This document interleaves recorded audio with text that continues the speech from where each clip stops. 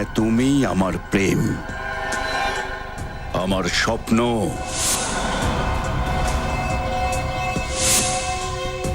এত বছর যে দিনটার জন্য আমি অপেক্ষা করেছিলাম, অবশেষে সেই দিন চলে এসেছে। তুমি আমার সামনে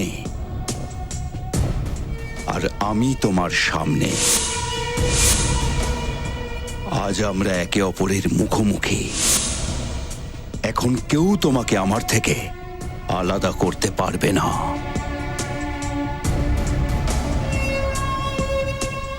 আমি তোমাকে কখনো আমার কাছ থেকে দূরে যেতে দেব না, কখনো না। নমস্কার, সমস্ত শিল্পপ্রেমীদের স্বাগত। আমার এক্সিবিশনে আসার জন্য আপনাদের সবাইকে অনেক অনেক ধন্যবাদ, বিশেষ করে এসিপি প্রদ্যুমান এবং ওনার টিমকে, যারা এখানে আসবার জন্য সময় বের করেছেন। এবার আমি এই শহরের বিখ্যাত উদ্যোগপতি আর এই ফাংশনের চিফ গেস্ট মিস্টার মুকুল বাবুকে অনুরোধ করছি, উনি রিবন কেটে এই প্রদর্শনীর শুভারম্ভ করুন। Please welcome. Thank you. আপনারা আমাকে এখানে ডেকেছেন, এটা আমার সৌভাগ্য। কিন্তু এই রিবন আমি একলা কাটবো না। আমি এসিপি প্রদ্যুমনের সঙ্গে একসাথে এটা কাটতে চাই, কেননা আপনাদের জন্যই আমরা সুরক্ষিত আছি। আরে না না মুকুল বাবু, আপনিই কাটুন। দেখুন, আমরা যেটা করি সেটা আমাদের ডিউটি, কর্তব্য আমাদের। প্লিজ আসুন না, please Mukul Babu, please please come on, আসুন স্যার।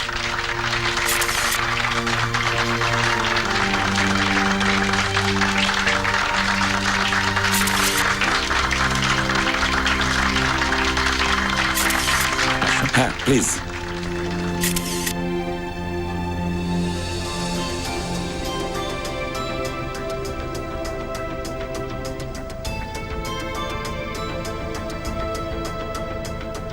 বড় সুন্দর পেন্টিং বানিয়েছেন আপনি। থ্যাংক ইউ দয়া স্যার। আচ্ছা, এর উপর সোল্ডের ট্যাগ লাগিয়ে দিন। এই পেন্টিংটা আমি কিনে নিচ্ছি। Excuse me please. আচ্ছা মুকুল বাবু, যদি আপনি কিছু না মনে করেন, তাহলে এই পেন্টিং তো আমিই কিনতে চাই। প্লিজ। আর যতীন, খুব সুন্দর। এখন তো তুমি আমার থেকেও ভালো পেন্টিং বানাচ্ছ। বিক্রম স্যার, আপনি আমায় লজ্জা দিচ্ছেন। বড় হও, আপনি তো আমার প্রেরণা। বেঁচে থাকো। ইনি হলেন এসিপি প্রদ্যুমান বাবু, দয়া স্যার।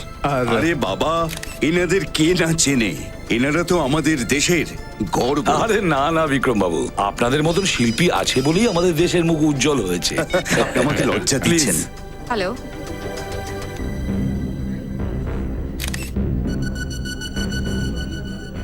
কখন? স্যার, হ্যাঁ। স্যার, বিখ্যাত টিভি রিপোর্টার রনিতা দেবী নিখোঁজ। নিখোঁজ? কিভাবে? স্যার, কয়েক ঘন্টা আগে উনি মেয়র স্যারের ইন্টারভিউ নিতে যাচ্ছিলেন। নিজের অফিস থেকে তো বেরিয়ে গিয়েছিলেন, কিন্তু ওখানে পৌঁছননি। স্যার, হ্যাঁ। রনিতা আমার কাজিন, ওকে প্লিজ খুঁজে বের করুন। আপনার বোন রনিতা? হ্যাঁ। ঠিক আছে, চিন্তা করবেন না, কিচ্ছু হবে না, আমরা ওকে খুঁজে বের করবো। দয়া স্যার, দয়া একটা কাজ করো,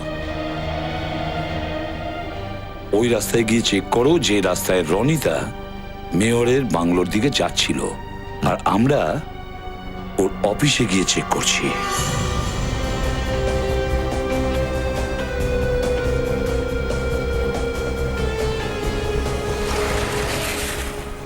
স্যার, আমরা 40 মিনিট হয়ে গেছে রনিতা দেবীর অফিস থেকে বেরিয়েছি।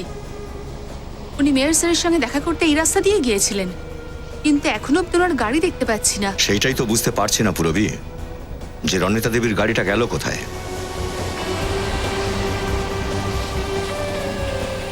এক মিনিট পুরবি, এক মিনিট। মনে হচ্ছে এটাই রনিতা দেবীর গাড়ি।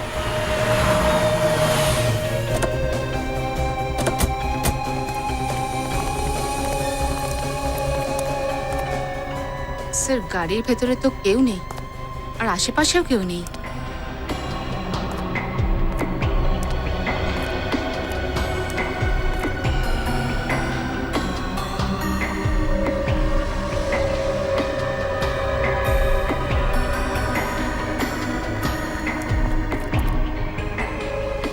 টায়ারের ছাপ দেখে মনে হচ্ছে যে এখানে কোনো ট্রাক দাঁড়িয়েছিল। স্যার, তার মানে রনিতা দেবীর গাড়ির ঠিক পেছনে একটা ট্রাকও ছিল। আর এই ছাপ দেখে পরিষ্কার বোঝা যাচ্ছে যে ওই ট্রাকটা শেষমেশ এদিকে এই রাস্তা ধরে গেছে।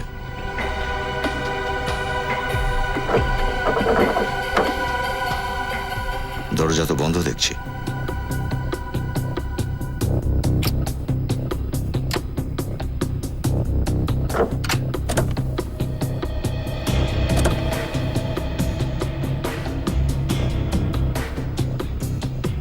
গাড়ির ভেতরটা দেখে তো মনে হচ্ছে না কোনো ধস্তাধস্তি হয়েছে, সবই ঠিক আছে। তাহলে এরকম জায়গাতে উনি গাড়িটা পার্ক কেন করলেন?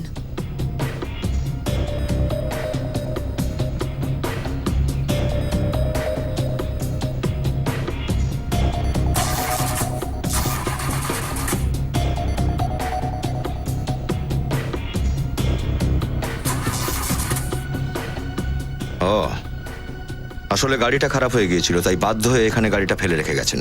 স্যার, হতে পারে কিডন্যাপার্সরা ট্রাকে করে ওনাকে ফলো করছিল।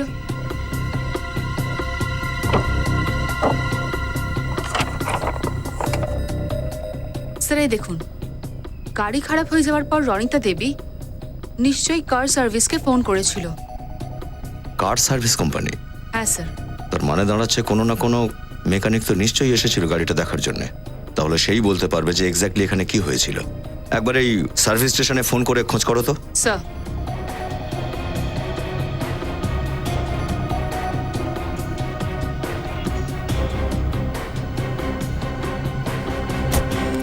স্যার, ওনাদের বক্তব্য যে রনিতা দেবীর গাড়িকে চেক করার জন্য নরেশ নামের কোনো এক মেকানিক এসেছিল, আর সে এখনো সার্ভিস সেন্টারে রিপোর্ট করেনি। নরেশ? চিফ এডিটর কোথায়?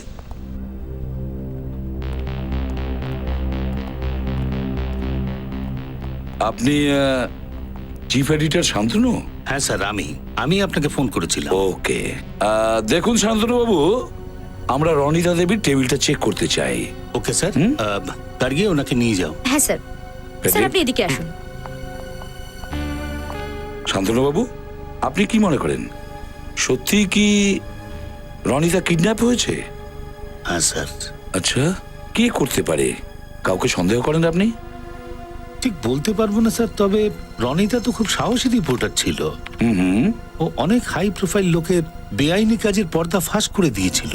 ও, বুঝতে পারছি না স্যার কাকে সন্দেহ করবো আর কাকে নয়। শান্তনু বাবু, একটা কথা বলুন, এই রনিতা সাধারণত কার কার স্টোরি নিয়ে কাজ করতো? জানি না স্যার, ও নিউজ স্টোরি তখনই বলে যখন সম্পূর্ণ তৈরি হয়ে যায়। ও স্যার, হ্যাঁ হ্যাঁ, বলো ফেডরিক। এই ফাইলটা দেখুন স্যার। ফাইলটা শেষবারের মতো 6:20 মডিফাই করা হয়েছিল। আর রনিতাও প্রায় 6:30 নাগাদ অফিস থেকে বেরিয়ে গেছিল। তার মানে রনিতা অফিস থেকে বাইরে যাওয়ার আগে এই ফাইলের ওপর কাজ করেছিল। এই ফাইলের ওপর। ফাইলটা খুলে দেখো তো। এই ফাইলটা খোলার জন্য পাসওয়ার্ড চাই। উনি এটাকে লক করে রেখেছেন। আমি রনিতা টাইপ করেও দেখলাম, কিন্তু পাসওয়ার্ড অন্য কিছু হবে। পাসওয়ার্ড জানেন? স্যার, আপনি বোল্ড BOLD টাইপ করুন। লাস্ট প্রজেক্টে যখন আমরা একসঙ্গে কাজ করেছিলাম, তো ওর ফাইলের পাসওয়ার্ড বোল্ডই রেখেছিল। BOLD। এই পাসওয়ার্ডটাও ভুল বলছে। এবার কি করা যায় স্যার? কোনো পাসওয়ার্ড তো নিশ্চয়ই আছে ফেডরিক, কোনো পাসওয়ার্ড আছে। এটা রনিতার ডায়েরি? হ্যাঁ স্যার। হয়তো এতে থাকতে পারে। এটা আবার কিসের নাম? AIDA, আয়ডা? এটা আবার রনিতার ডাক নাম নয় তো? ফেডরিক, এটা টাইপ করে দেখো তো। AIDA, আয়ডা।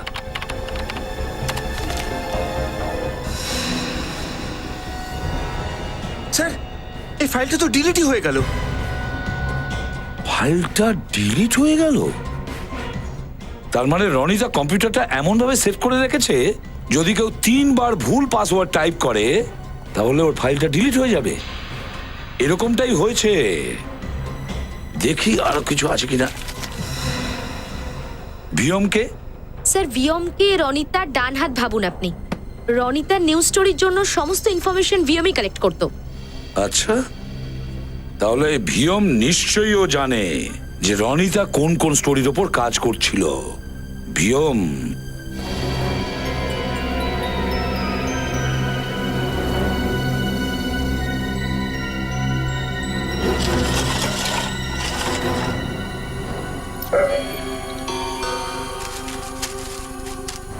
স্যার এটা তো কারুর ফটো মনে হচ্ছে। হ্যাঁ ফেডরিক, স্যার রনিতাকে আমি এই ছবিগুলো ডাস্টবিনে ফেলতে দেখেছিলাম, তারপর তো তাড়াতাড়ি করে বাইরে বেরিয়ে যায়। আচ্ছা দেখি তো এগুলো সাজিয়ে। কার ছবি এটা?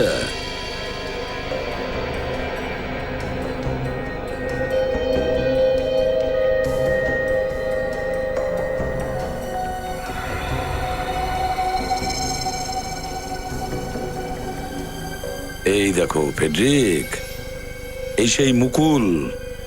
আর মনে হচ্ছে এ কাউকে টাকা দিচ্ছে। তাহলে রনিতা নিশ্চয়ই মুকুলের স্টোরি নিয়ে কাজ করছিল।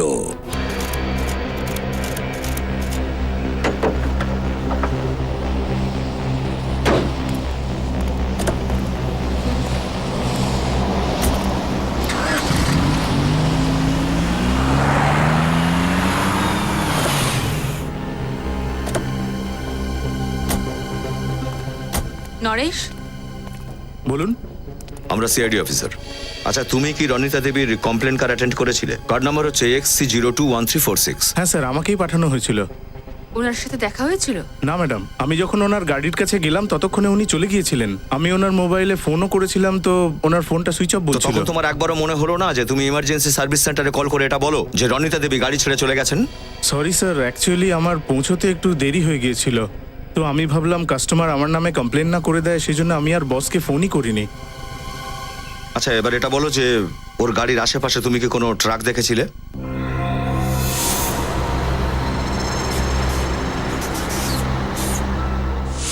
হ্যাঁ স্যার, আমি গাড়ির কাছে পৌঁছানোর পর একটা আইসক্রিমের ট্রাক দেখেছিলাম। Ice cream truck? স্যার, তার মানে রনিতা দেবীর গাড়ির পেছনে যে ট্রাকের চিহ্ন পাওয়া গেছে এটা এই ট্রাকটারই। আর কিডন্যাপের স্যার রনিতা দেবীকে এই ট্রাকে করেই কিডন্যাপ করেছে।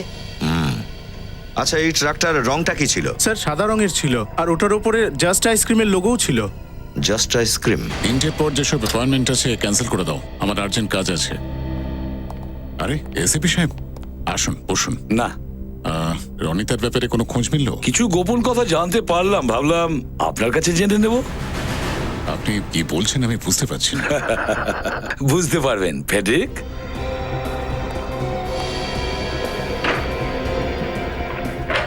এসব কি হচ্ছে? আপনি আমাকে সন্দেহ করছেন? আরে আমি আমার কাজিনকে কেন অপহরণ করাবো?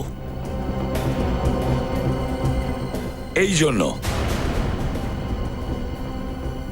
এটা এই ফটোগ্রাফ আপনি কোত্থেকে পেলেন? প্রশ্ন আমরা করতে এসেছি, উল্টে প্রশ্নের পর প্রশ্ন আপনি আমাকে করছেন। বাহ, বলুন কে এই লোক? আর শুধু টাকাই দিচ্ছেন তো আপনি? এ একজন এজেন্ট, কিন্তু আমি যাই করি, যার সঙ্গে দেখা করি, তার সঙ্গে রনিতার কি সম্পর্ক? কারণ এই ফটোটা রনিতার অফিসে আমরা পেয়েছি, ওর টেবিলে। তার মানে রনিতা আমার উপর নজর রাখছিল, কিন্তু কেন? আমি তো এসব জানতামই না। মিথ্যে বলছেন আপনি। আপনার অ্যাপয়েন্টমেন্ট আইডিতে ওর নাম লেখা আছে। কে ভিএম? ভিএমের নাম্বার আপনার ডায়েরিতে কেন? কিভাবে এলো? স্যার আসলে আমার পুরো কথাটাকে শুনুন। মুকুল বাবু, আপনার অনুষ্ঠানে আপনার আমন্ত্রণে গিয়েছিলাম, এবার আপনি আমাদের অতিথি হয়ে আমাদের বিরুদ্ধে চলুন। এই রাস্তা দিয়ে তো আমাদের ট্রাক কখনো যাতায়াতই করতো না। এটা নিশ্চয়ই ওই ট্রাকটাই হবে যেটা কিছুদিন আগে চুরি হয়ে গিয়েছিল। কোন জায়গা থেকে চুরি হয়েছিল ট্রাকটা? ট্রাকের ড্রাইভার ট্রাকটাকে নিয়ে নিজের বাড়িতে গিয়েছিল, সেখানেই ওর ওপর কেউ অ্যাটাক করে আর ট্রাকটাকে নিয়ে পালায়। ও স্যার, ও এই ট্রাকের ড্রাইভার মন্টু। মন্টু, এসব কখন হলো, কি করে হলো, শুরু থেকে বলো। সাহেব, আমি খাওয়ার জন্য ট্রাক নিয়ে বাড়ি গেছিলাম, আর ট্রাকের পিছনে কেউ লুকিয়েছিল, হঠাৎ করে আমাকে মারে। আপনি ওর মুখ দেখেছেন? না, ও কিছু একটা দিয়ে আমায় মারে আর আমি অজ্ঞান হয়ে যাই। আচ্ছা, ওই লোকটার ব্যাপারে অন্য কিছু বলতে পারবে তুমি? সাহেব, ওর গা থেকে অদ্ভুত একটা গন্ধ আসছিল। মাস্কের গন্ধ? Thank you. টিভির রিপোর্টারের কিডন্যাপিং, আইসক্রিম ট্রাকের চুরি, আর কিডন্যাপারের শরীর থেকে মাস্কের গন্ধ, সবগুলোকে এক সুতোয় জুড়তে হবে। বলো মুকুল, নিজের বোন রনিতাকে কিডন্যাপ করে কোথায় রেখেছো তুমি? স্যার আমি রনিতাকে কিডন্যাপ করিনি। ইনফ্যাক্ট যখন এই খবর পাওয়া গেল তখন আমি আপনার সঙ্গেই ছিলাম এক্সিবিশন। হ্যাঁ, কি সুন্দর চাল চেলেছো তুমি মুকুল বাবু। আমাদের সঙ্গে থেকে তুমি তোমার নিজের বোনকে কিডন্যাপ করিয়েছো যাতে তোমাকে কেউ সন্দেহ না করে, তাই না? দেখুন স্যার, আমি রনিতাকে কেন কিডন্যাপ করাবো? কেননা আপনি ঘুষ দিয়ে বড় বড় টেন্ডার পাশ করিয়ে থাকেন, আর রনিতা এই কথাটাকে সবার সামনে আনতে চেয়েছিল, সেই জন্য। কি এটাই সত্যি তো? হ্যাঁ, এটা সত্যি যে টেন্ডার পাস করানোর জন্য আমাকে একটু এদিক ওদিক করতে হতো, কিন্তু রনিতা এই খবর জানে এটা আমি জানতাম না। তাহলে তো আপনি ভিয়মকেও জানেন না, তাই না? সে কে? ভিয়ম? ওই ভিয়ম যে তোমার 2 নম্বর ব্যবসার কথা রনিতাকে বলতো, যার ফোন নাম্বার আমরা তোমার অফিস থেকে পেয়েছি, সেই ভিয়ম। ওকে, আমি স্বীকার করছি যে আমি ওকে জানি। আমি ছাড়া আর বাকি যেসব লোক টেন্ডার ভরেছে তাদের কপি চুরি করে ও আমাকে এনে দিত, কিন্তু এইসব কথা ও রনিতাকেও যে বলেছে তা আমি জানতাম না। আচ্ছা, জানতে না? পুরবি, ভিয়মকে একটু ফোন করো তো। স্যার, বিনীত, আইসক্রিমের ট্রাক ড্রাইভারের কাছে কিছু জানতে পেরেছো? স্যার, ওই ড্রাইভার দেখতে তো কিছু পায়নি, তবে এটুকু মনে আছে যে যে লোকটা ওর উপরে হামলা করেছিল তার শরীর থেকে মাছ আর মাংসের গন্ধ আসছিল। মাছ মাংসর গন্ধ আসছিল? তাহলে নিশ্চয়ই লোকটা ওখানেই কাজ করে যেখানে মাছ মাংস প্যাকিং করা হয়। একটু ম্যাপটা বের করো তো। Yes sir.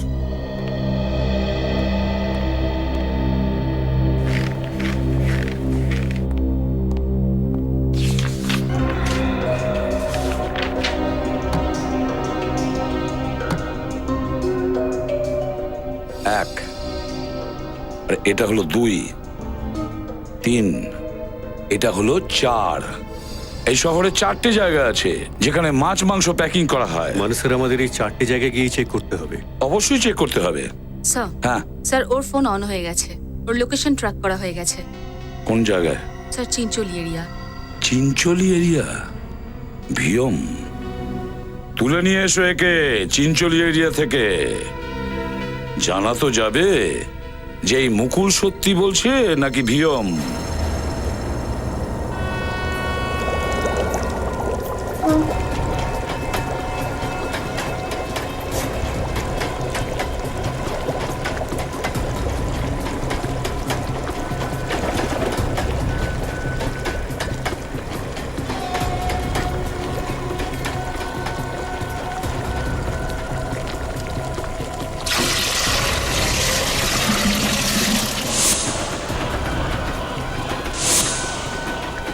প্লিজ দাঁড়াও, আমাকে বেরো না, আমাকে ছেড়ে দাও, ছেড়ে দাও আমাকে।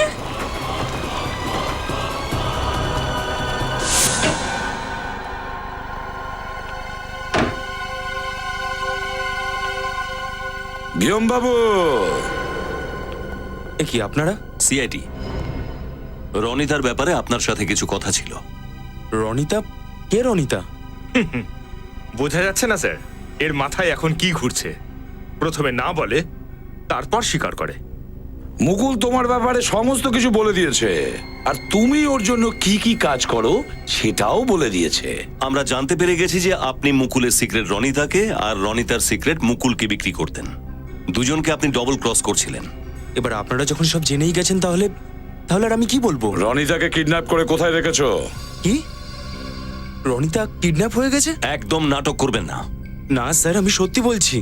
মুকুল বাবুর ব্যাপারে খবর দেওয়ার বদলে রনিতা আমাকে অনেক টাকা দিত। আমি কেন ওকে কিডন্যাপ করাতে যাব? আজ সকালে কোথায় ছিলেন? আমি মুকুল বাবুর অফিসে ছিলাম, আপনি চেক করে নিতে পারেন। রনিতার সঙ্গে শেষ কখন কথা হয়েছিল? মুকুল বাবুর অফিস থেকে বেরোনোর পর আমি ওকে ফোন করেছিলাম। কটার সময়? 1 মিনিট, এই 12টার সময়। 12টার সময়? ও তো 12টা থেকে নিখোঁজ হয়েছিল।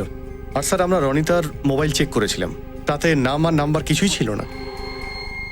আমি ওর প্রাইভেট নাম্বারে ফোন করেছিলাম, এই যে এই নাম্বারটা। তার মানে এইসব কাজ করার জন্য রনিতা আলাদা নাম্বার রেখেছিল, প্রাইভেট নাম্বার। কি কথা হয়েছে রনিতার সঙ্গে? ফোনটা কানেক্ট হয়েছিল, হ্যালো হ্যালো বলছিলাম, কিন্তু ওপার থেকে কোনো গলা পাচ্ছিলাম না। হ্যাঁ, কিন্তু আশেপাশে কোনো রেল লাইন নিশ্চয়ই থাকা উচিত, কেননা ট্রেনের আওয়াজ আসছিল। আচ্ছা, ট্রেনের আওয়াজ? তাহলে অভিজিৎ, রেল লাইনের আশেপাশে যে কটা মিট প্যাকিং ফ্যাক্টরি আছে খোঁজ নাও।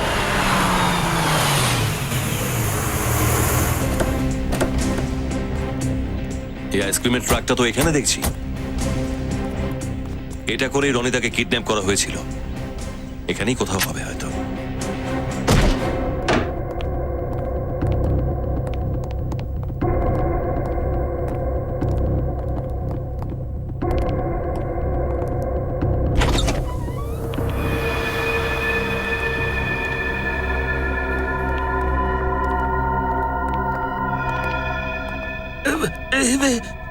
এরা সব কারা?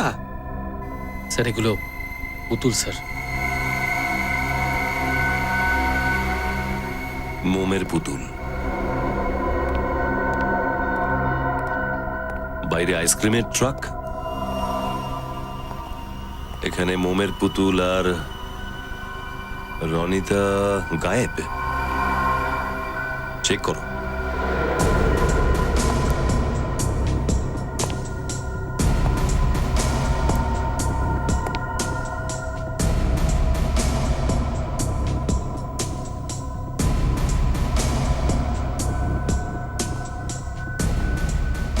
আরে বাপরে, আমার কিন্তু ভীষণ ভয় করছে।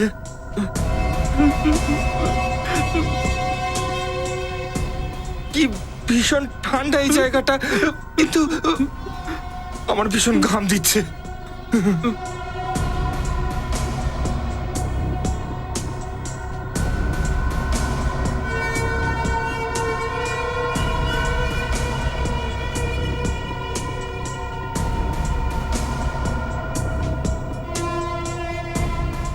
এটা তো রনিতা দেবীর মতো দেখতে পুতুল। স্যার কি হয়েছে নিখিল? দেখুন স্যার। আরে রনিতা এত ফেমাস হয়ে গেছে যে লোকজন তার পুতুলও বানাচ্ছে। না ফ্রেডি, এই পুতুলটাতে নিশ্চয়ই কোনো অদ্ভুত ব্যাপার আছে। এই পুতুলটা বাকি পুতুলগুলোর থেকে আলাদা।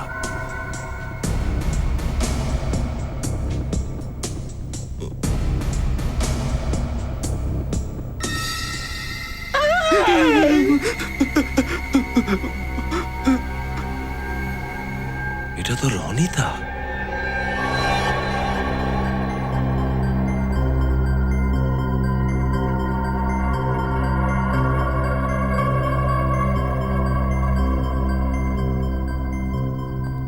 হ্যাঁ ডক্টর সালুকে,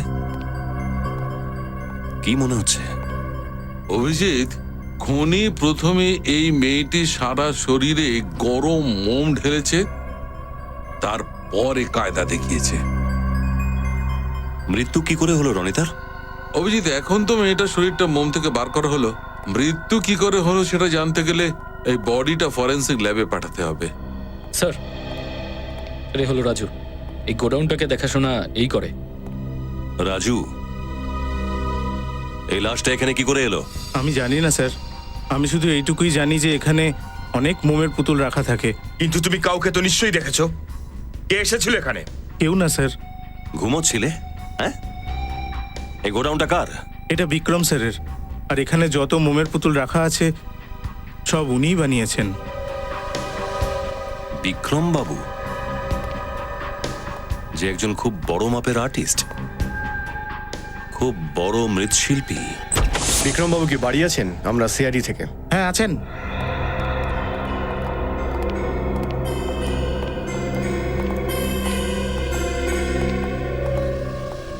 বলুন স্যার, আমি কি সাহায্য করতে পারি? আমরা আপনার ওয়ার্কশপে রনিতা দেবীর লাশ পেয়েছি। লাশ। কি লাশ? আমার ওয়ার্কশপে? আগে হ্যাঁ, কেন খুন করেছেন আপনি ওকে? আপনি কি ভেবেছিলেন যে কেউ জানতেই পারবে না যে ওটা মোমের পুতুল নয়, একটি মহিলার লাশ যার উপর মোমের প্রলেপ দেওয়া হয়েছে? বলুন, কেন করেছেন এরকম নৃশংসভাবে খুন? আমি রনিতা দেবীকে মারিনি স্যার। আমি এটাও জানি না যে রনিতা দেবীর লাশের পুতুল বানিয়ে কে আর কেন আমার ওয়ার্কশপে রেখেছে। স্যার, গত কয়েকদিন ধরে আমি তো ওয়ার্কশপে যাইনি স্যার। আপনারা চাইলে ওখানে গিয়ে জিজ্ঞাসাবাদ করতে পারেন। আমি রনিতা দেবীর সাথে জীবনে কখনো দেখাও করিনি, আর তার সাথে যোগাযোগই নেই। আমি তো ওনাকে শুধুমাত্র টিভিতেই দেখেছি। ঠিক আছে, আপনার কথা বিশ্বাস করলাম যে রনিতা দেবীকে আপনি চেনেনই না, কিন্তু একটা কথা তো বলতে পারবেন যে ওনার লাশ দিয়ে তৈরি মোমের পুতুল আপনার ওয়ার্কশপে কেন? আমি জানি না স্যার, তবে একটা কথা বলতে পারি। কাল সকালে আমার ওয়ার্কশপের সব পুতুলগুলো একটা প্রদর্শনীতে নিয়ে যাবার কথা ছিল। কি বললেন? প্রদর্শনীতে? হ্যাঁ স্যার। অভিজিৎ, এর মানে হলো যে খুনি তার অপরাধ লুকোতে চাইছে না, ও চাইছে যে রনিতা দেবীর লাশ দিয়ে তৈরি মোমের পুতুলটা সারা পৃথিবীর মানুষ দেখুক।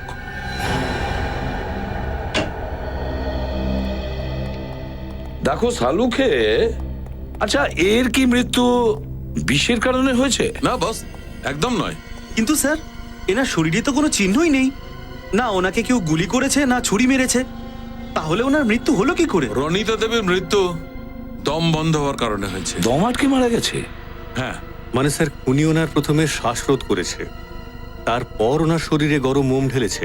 না বিনীত, যখন রনিতা দেবীর গায়ে গরম মোম ঢালা হয়েছিল তখন উনি বেঁচে ছিলেন। যখন এর উপরে গরম মোমটা ঢালা হয়েছিল তখন এ বেঁচে ছিল? হ্যাঁ। কিন্তু সালুকে তুমি কিসের ভিত্তিতে এটা বলছো? এই দেখো,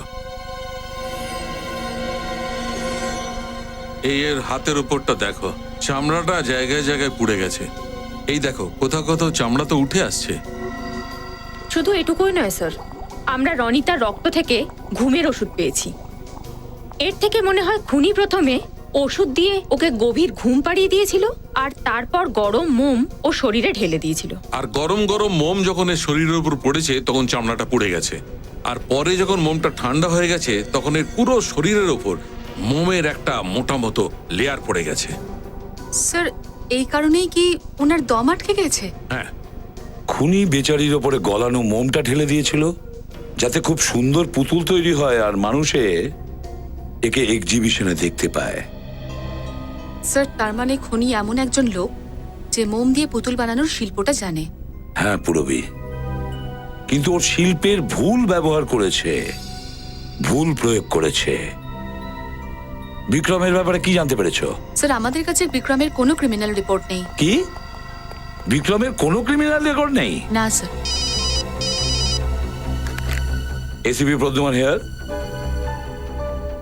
কি? ঠিক আছে, আমি যাচ্ছি। কি হলো স্যার? বিখ্যাত লেখিকা শর্মিলা দেবী নিখোঁজ হয়েছেন। আমি শর্মিলার স্বামী। আপনি আমাদের ফোন করেছিলেন? হ্যাঁ স্যার, ওর এই হঠাৎ গায়েব হয়ে যাওয়াতে আমি খুব টেনশনে আছি। দেখুন রাকেশ বাবু, আপনি একদম টেনশন নেবেন না। আপনার ওয়াইফ শর্মিলা দেবীকে আমরা খুঁজে বের করব। আচ্ছা, আমাদের এটা বলুন যে আপনার ওয়াইফ শর্মিলা দেবী কখন নিখোঁজ হয়? স্যার, ও মর্নিং ওয়াকের জন্য গিয়েছিল। আপনার স্ত্রী কি প্রতিদিনই মর্নিং ওয়াকের জন্য বেরোতেন? হ্যাঁ স্যার। তাহলে ওনার নিখোঁজ হওয়ার খবর আপনি আগে আমাদের কেন দেননি? স্যার, আসলে ব্যাপারটা হলো, ও একজন বিখ্যাত লেখিকা। ও কখন কোথায় যাচ্ছে তা কাউকে বলে যায় না। আর ও একটু স্বাধীন চেতা আর কড়া মেজাজের। সবসময় পেছনে টিকটিক করাটা ও পছন্দ করে না। কিন্তু ও যখন ফিরল না, আমার খুব চিন্তা হতে লাগলো। ও কোনো বিপদে পড়েনি তো? তারপর আপনি ওনাকে ফোন করার কোনো রকম চেষ্টা করেননি? অনেকবার ফোন করেছি, কিন্তু ফোনটা সুইচ অফ বলছে। মিস্টার রাকেশ, আপনার স্ত্রীর কি কারুর সাথে কোনো রকম ঝগড়াঝাটি হয়েছিল? এখন স্যার, ও শুধু গল্পের বই লিখতো না, ও একজন সমালোচক। ও খবরের কাগজে শিল্প, সিনেমা, সামাজিক সমস্যা এসব নিয়ে লেখালেখি করে।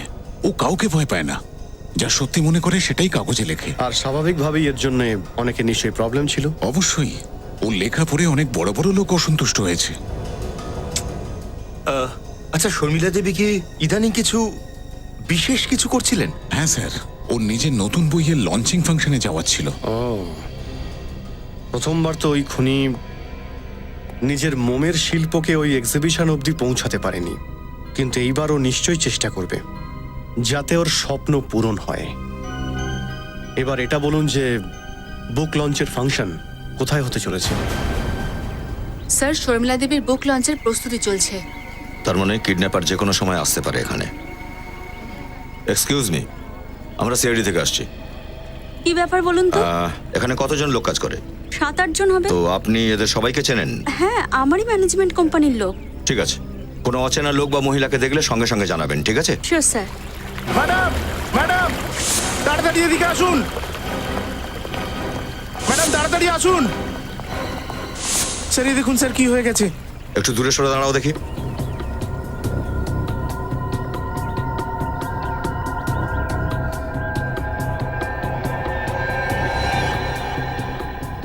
ও নো, লাশ। স্যার, রনিতা দেবীর মতন এর উপরেও গরম মোম ঢালা হয়েছে। এই কারণে শর্মিলা দেবী মারা গেছেন। কিন্তু খুনি এসব কেন করছে? আর শর্মিলা দেবীর মোমের পুতুলটা এখানে আনলো বা কি করে? পুতুলটা এলো কি করে এখানে? আপনাদের মধ্যে কেউ কি খুনিটাকে দেখেছেন? স্যার, আমি যখন এখানে এসেছিলাম তখন এই পুতুল ছিল না। যখন এখানে এসেছিলেন তখন মেন ডোরের তালা ঠিক ছিল? আমি নিজের চাবি দিয়ে দরজাটা খুলেছিলাম। স্যার, সুইমিং পুল পরিষ্কার করার জন্য একজন লোক এসে তো ছিল। তখন আপনি কোথায় ছিলেন? অ্যাকচুয়ালি ম্যাম, ডেকোরেশনের জিনিস এসেছিল, আমি ওটা দেখতে গিয়েছিলাম। হয়তো তখনই। হ্যাঁ হ্যাঁ, তখনই একটা লোক এসেছিল। তুমি ওই লোকটার মুখ দেখেছিলে? দূর থেকে দেখেছিলাম স্যার, সেভাবে মনে নেই। রনিতা দেবীর মোমের পুতুলের মধ্যে লাশ, আর এখন এই শর্মিলার লাশ মোমের পুতুলের মধ্যে। কি কানেকশন থাকতে পারে? স্যার, স্যার, শর্মিলা দেবীর ফরেন্সিক রিপোর্ট এসে গেছে। স্যার, এনার মৃত্যু সেভাবে হয়েছিল যেভাবে রনিতা দেবী মারা গেছেন। এই দেখো, গরম মোম লেগে চামড়া পুড়ে গেছে, রক্তে ঘুমের ওষুধ, দম বন্ধ হয়ে মারা গেছে। অভিজিৎ, দেখেছো একই রকম ভাবে মেরেছে। স্যার, এই খুনির শরীরে তো কোনো মনই নেই। কি যন্ত্রণাদায়ক মৃত্যু দিয়েছে। স্যার, দুটো খুনের মধ্যেই কানেকশন দেখছি, রনিতা এবং শর্মিলার। দুজন মহিলারই বয়স 40 বছর, একজন টিভি রিপোর্টার, একজন লেখিকা। দুজনই নির্ভীক মহিলা, দুজনের কাজও এক, সমাজের বেআইনি কাজকর্ম করা লোকেদের মুখোশ খুলে দেওয়া। এই কারণে দুজনকে মেরে ফেলেছে? মনে তো হচ্ছে তাই। মানে স্যার, অন্য কোনো মহিলা যে এ ধরনের কাজ করে খুনি তাকেও টার্গেট করতে পারে। হ্যাঁ বিনীত, আর এই সিরিয়াল কিলারের কাছে পৌঁছে যেতে আমাদের একটা লোকের সাহায্য নিতে হবে, বিক্রম। স্যার, নমস্কার। আসুন বিক্রম বাবু। বিনীত স্যার, এবার বলুন আমায় কেন ডেকেছেন? বিক্রম বাবু, একটা কাজ আছে। মোম দিয়ে যারা পুতুল তৈরি করে তারা তো অল্প কয়েকজন, আর তাদের ব্যাপারে আপনি তো অনেকটাই জানেন, তাই না? হ্যাঁ হ্যাঁ স্যার। বিক্রমবাবু, এই দুটো ছবি দেখুন। এই দুটো মোমের পুতুল, রনিতা আর এটা শর্মিলা দেবী।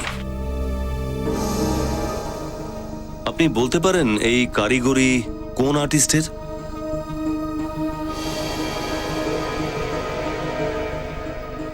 স্যার, এই দুটো পুতুল একই শিল্পীর তৈরি করা। দুটো পুতুল একই স্টাইলে তৈরি করা হয়েছে। দেখুন, ছোট ছোট কাজগুলো খুব মন দিয়ে করা হয়েছে, অনেক সময় নিয়ে নিখুঁতভাবে করা হয়েছে। কে কে হতে পারে এই আর্টিস্ট? আপনি তাকে চেনেন? আগে হ্যাঁ স্যার, এই শহরে একজনই শিল্পী আছেন যিনি এই স্টাইলে পুতুল তৈরি করেন। সে কে? আগে তার নাম উত্তম। উত্তম? এটা একদম মিথ্যে কথা। আমি তো এই দুজন মহিলাকে চিনি পর্যন্ত না। আমি কেন এনাদের মারতে যাব? আরে কেন এনাদের নিয়ে মোমের পুতুল বানাবো? মিস্টার উত্তম, যেভাবে এই মোমের পুতুল বানানো হয়েছে, এই লেয়ারিং, এই ড্রেপরি স্টাইল, এগুলো আপনার নয়। আমি মানছি যে এই লেয়ারিং এবং এই সমস্ত কাজ আমি নিজেও করতে পারি, কিন্তু আমার স্টাইলে তো অন্য কেউ কাজ করতে পারে। আমি প্রমাণ করে দিতে পারি। আচ্ছা, কে বানাতে পারে? কি বলতে চাইছেন আপনি?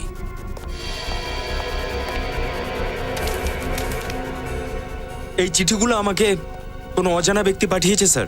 এটাই সেই লোকটা।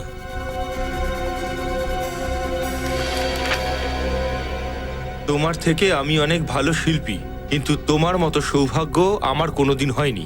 অনেক অপেক্ষা করেছি, আর নয়। এটার মধ্যে না তো কারো নাম লেখা রয়েছে, না তো কারো ঠিকানা। এবার আমার শিল্পের প্রদর্শন হবে, আর তোমার বানানো মোমের পুতুল থেকে আমার মোমের পুতুল অনেক সুন্দর আর অনেক জীবন্ত হবে। আমার মোমের পুতুল।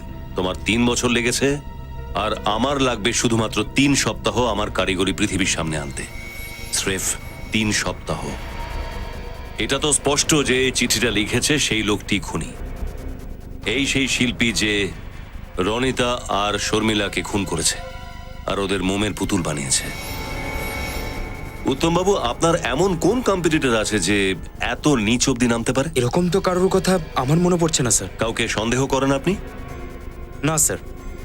হ্যাঁ স্যার, এই চিঠিতে লেখা আছে যে তোমার ক্যারিয়ার শেষ হয়ে যাবে বাবলু। আপনার নাম কি বাবলু? কলেজে আমাকে বাবলু বলে ডাকতো। আচ্ছা, আপনি কোন কলেজে পড়তেন? K college of arts. K college of arts. সেখান থেকেই জানতে পারা যাবে যে আর কোন কোন স্টুডেন্ট ছিল যারা এনার সাথে মূর্তিকলা শিখছিল। নমস্কার স্যার, আমরা সিআইডি থেকে আসছি। হ্যাঁ, আমার সেক্রেটারি বলেছিল যে একটা কেসের ব্যাপারে আপনারা কিছু আমাকে জিজ্ঞেস করতে চান। মানে দুজন মহিলার খুন হয়ে গেছে। কেউ ওদের শরীরে গরম গরম মোম ঢেলে ওদের খুন করে দিয়েছে আর ওদের মূর্তি বানিয়ে দিয়েছে। এরকম নারকীয় কাজ কে করতে পারে? আপনি উত্তম নামের কোন স্টুডেন্টকে চেনেন? উত্তম? ও বাবলু, হ্যাঁ, ও 2005-এর ব্যাচের স্টুডেন্ট। 2005? প্রিন্সিপাল স্যার, ওই ব্যাচে যতজন স্টুডেন্ট ছিল তাদের সবার নাম আমি চাই, আর বিশেষ করে তারা যারা মোমের মাধ্যমে কাজ শিখেছিল। দেখুন, অনেক পুরনো ফাইল তো, আমি চেষ্টা করে আপনাদের পাঠাচ্ছি। ওকে ওকে স্যার। আর স্যার, এই 2005-এর যে চিফ ইন্সট্রাক্টর ছিল তার সাথেও দেখা করতে চাই। উনি তো 2005-এই খুন হয়ে গেছেন। খুন হয়ে গেছে? ওনার নাম কি ছিল? দিব্যা। ওনার খুন হলো কিভাবে? ওনার বডি একটা কোল্ড স্টোরে পাওয়া যায়। অনেক তদন্ত হয়েছে কিন্তু খুনির কোনো হদিশ পাওয়া যায়নি। ও, আর কিছু বলতে পারেন ওনার ব্যাপারে? দেখুন, ও খুবই স্ট্রিক্ট ছিল, কড়া মেজাজের ছিল। কোনো স্টুডেন্ট ভুল করলে উনি খুব রেগে যেতেন। ওনার এজ কিরকম ছিল? এই ধরুন প্রায় 40 বছর হবে। 40 বছর? 40 বছরের মহিলা কড়া স্বভাবের আর ডিসিপ্লিনড, একদম শর্মিলা দেবী আর রনিতা দেবীর মতো। তার মানে হলো খুনি এই ধরনের মহিলাদেরই খুন করছে। হ্যাঁ ফ্রেডি, মনে হচ্ছে ওই দিব্যা দেবীর খুন ওই খুনির প্রথম খুন ছিল। পুলিশ রিপোর্ট অনুযায়ী ওনার মাথায় কোনো ভারী জিনিস দিয়ে আঘাত করা হয়েছিল, যে কারণে ওনার মৃত্যু হয়। আর তারপর ওনার লাশ একটা পুরনো কোল্ড স্টোরেজে রাখা হয়েছিল। আর কি জানা গেছে ওনার ব্যাপারে? স্যার, কে স্কুল অফ আর্টের স্টুডেন্টরা বলছিল যে উনি খুব সততার সঙ্গে কাজ করতেন, আর কড়া মেজাজে ছিলেন বলে স্টুডেন্টরা ওকে ভয় করত। শর্মিলা আর রনিতা দুজনেই তো নির্ভীক আর কড়া মেজাজের, একেবারে দিব্যার মতন। স্যার, এই উত্তম দিব্যা দেবীর সব থেকে ফেভারিট স্টুডেন্ট ছিল। আচ্ছা, উত্তমের সঙ্গে যে বাকি স্টুডেন্টরা ছিল ওদের লিস্ট পেয়েছো? হ্যাঁ স্যার, উত্তম বাবুর সাথে ওই ব্যাচে 25 জন স্টুডেন্ট ছিল, আর তার মধ্যে 4 জন স্টুডেন্ট মোমের ব্যবহার নিয়ে কাজ করত। তাহলে এই 4 জনের ঠিকুজি কুষ্টি বের করো, খোঁজ নাও ওই 4 জনের ব্যাপারে। স্যার, আমি প্রিন্সিপালের কাছে রেকর্ড চেয়েছি, আজ পাঠিয়ে দেবেন। হ্যালো, কি? কোথা থেকে? ওকে ওকে ওকে, আমরা দেখছি। স্যার, হ্যাঁ, সোশ্যাল অ্যাক্টিভিস্ট রজনী কিডন্যাপড হয়ে গেছে। রজনী কিডন্যাপ হয়েছে? কোথায়? মর্নিং ওয়াক করে ফিরছিল, ঘরের সামনে থেকে কেউ তুলে নিয়ে গেছে। উনি ওকে কোথায় নিয়ে যেতে পারে স্যার? একটা জায়গা হতে পারে যেখানে খুনি দিব্যা দেবীর প্রথম মার্ডারটা করেছিল, ওই বন্ধ হয়ে পড়ে থাকা গোডাউন, কোল্ড স্টোরেজ প্লান্ট। হ্যাঁ অভিজিৎ, ঠিকই বলেছো তুমি। রজনীর প্রাণ যাওয়ার আগেই আমাদের ওই খুনিকে ধরতে হবে। তুমি কে?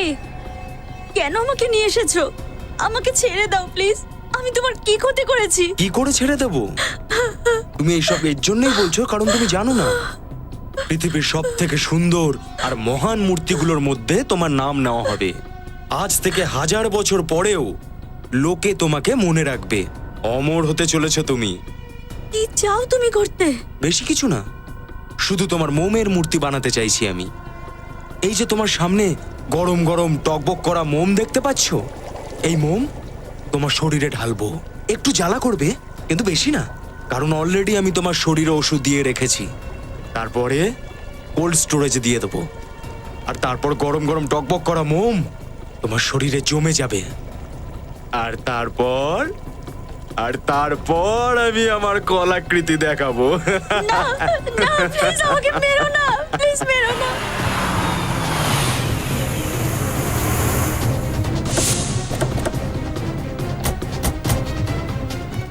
এই হলো সেই পুরনো কোল্ড স্টোরেজ। সামনে মোমো সঠিক তাপমাত্রায় গরম হয়ে গেছে। না না আমি মরতে চাই না, আমাকে ছেড়ে দাও।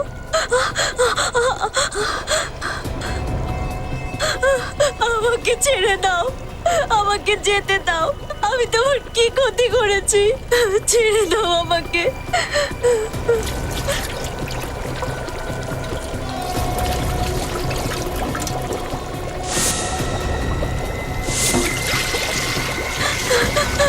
ছেড়ে দাও, ভগবানের দিব্যি, আমাকে ছেড়ে দাও। তুমি তুমি এটা করতে পারো না। না না না আমাকে আমাকে ছেড়ে দাও। শুভ কাজের সময় কান্নাকাটি করতে নেই। হাসো, আরে হাসো, আরে হাসো। তোমার অমর হওয়ার সময় এসে গেছে। তুমি আমার সব থেকে সুন্দর তৈরি মূর্তি হবে। আর তোমার মূর্তির প্রদর্শনী আমি ন্যাশনাল মিউজিয়ামে করব।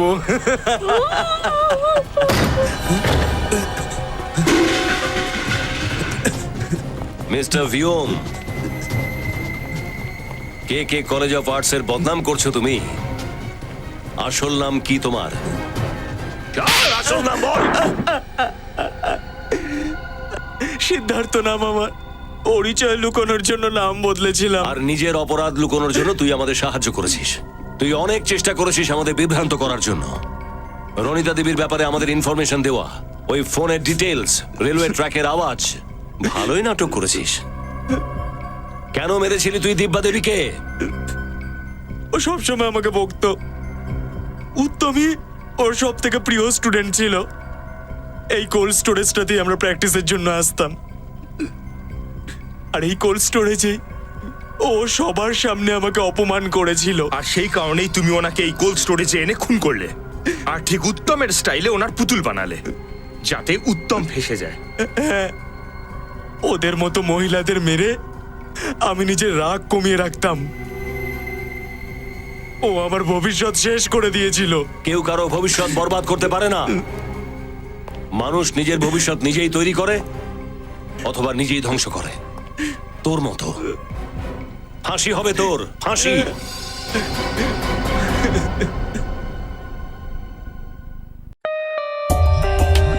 For more updates, subscribe to our channel, click the show links and enjoy watching the videos.